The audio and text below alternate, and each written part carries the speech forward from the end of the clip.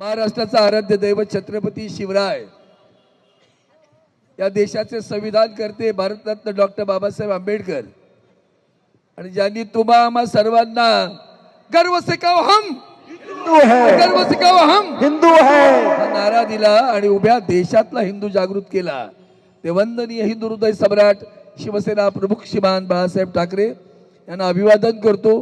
आणि आज दक्षिण मुंबईमध्ये झावबा मंदिराचे, राम मंदिराच्या समोरच रामरक्षा म्हणतोय आम्ही। आता रामरक्षा हे स्तोत्र बाजूला ठेवलं तर राम आणि रक्षा असा शब्द घ्यावा लागेल, रामाची रक्षा करण्याची वेळ आलेली आहे। आणि म्हणून बांधवांनो भगिनींनो, आदरणीय उद्धवजींनी अयोध्येच्या मंदिरासंदर्भात आपल्याला कल्पना असेल की स्वतः उद्धवजी, सुदैवानं मी 3 वेळा त्यांच्या सोबत होतो, मुख्यमंत्री होण्यापूर्वी सुद्धा ते अयोध्येला गेले होते आणि सर्वात पहिलं योगदान शिवसेनेनं केलं। त्याही पेक्षा जेव्हा हे आंदोलन पेटलं होतं तेव्हा आठवतं का, ढाचा पडल्याबरोबर हे सगळे कोमळवाले कुठे होते, शेपूट घालून बिळात बसले होते।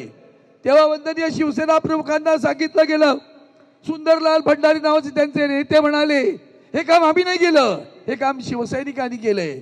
तेव्हा वंदनीय शिवसेना प्रमुख म्हणाले हे जर काम माझ्या शिवसैनिकांनी केलं असेल तर त्याचा मला गर्व आहे, असं म्हणणारे आमचे शिवसेना प्रमुख।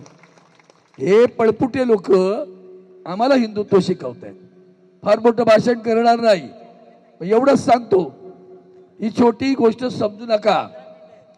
एक श्रद्धा आहे, परम श्रद्धा आहे, आम्ही प्रभू रामचंद्रांना मर्यादा पुरुषोत्तम समजतो, त्यांचं मंदिर व्हावं ही देशातील लोकांची इच्छा, हिंदूंची इच्छा होती। जमत नव्हतं, आवाज शिवसेना प्रमुखांनी दिला बरं, आणि मग मंदिर तरीही होत नव्हतं।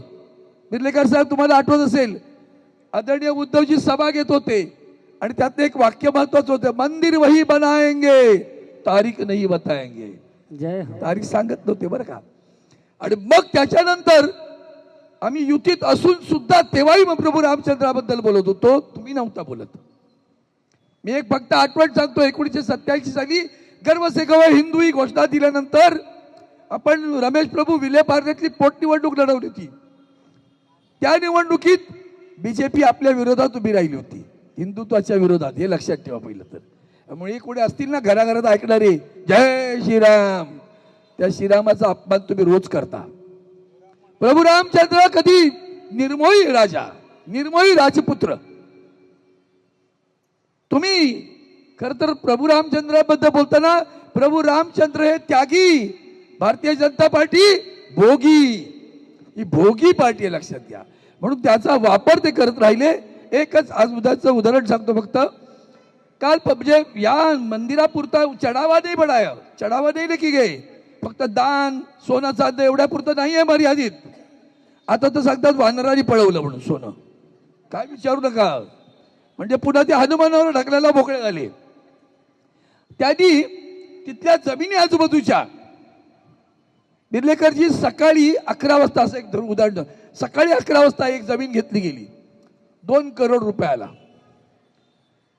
तुम्ही आम्ही घेतली असं समजा, आणि 15 मिनिटांमध्ये दुसरा विक्रीचा करार झाला। राम मंदिर ट्रस्टने तीच जमीन 18 करोडला घेतली, म्हणजे 16 करोड रुपये लुटले, लक्षात ठेवा।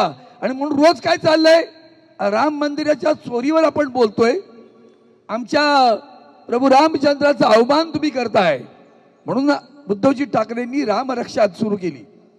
तर तुम्ही काय करताय, सिद्धिविनायकात चोरी झाली, हेट सिद्धिविनायकात, ते आमच्या आदेश प्राधिकरणाने तोंडावर उत्तर दिलं तुम्हाला, 1 रुपयाचं दाखवा, 1 पैशाचं दाखवा, कधी केलं असेल तरी हिंमत नाही झाली।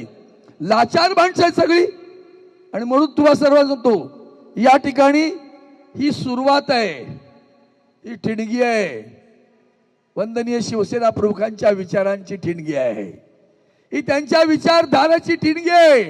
ती ठिणगी उद्धवजींनी पेटवली आहे आणि त्या ठिणगीची मशाल आता उभ्या देशात पसरत जाणार आहे, ती तुमच्या आमच्या हातून पसरवावी अशी विनंती करतो।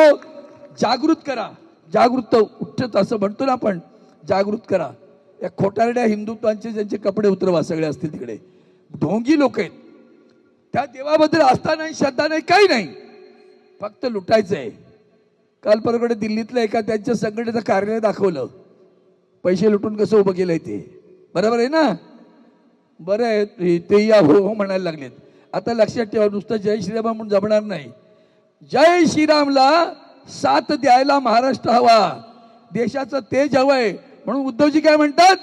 जय शिवराय, जय श्रीराम.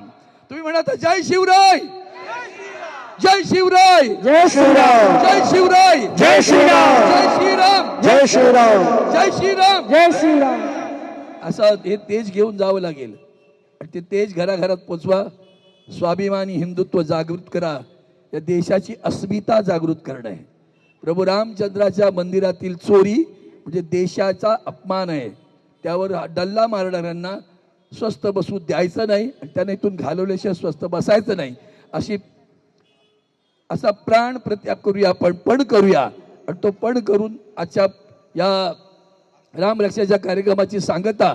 आता त्यांची आरती सुरू होईल. त्यांची वेगळी, त्यांची 8ला आहे, आपली अगोदर सुरू करून घेऊ, मग त्यांची 8ला पुढे चालू राहील. तर आपण आता आरती म्हणणार आहोत. ती आरती सुद्धा जोरदार म्हणायची आपण.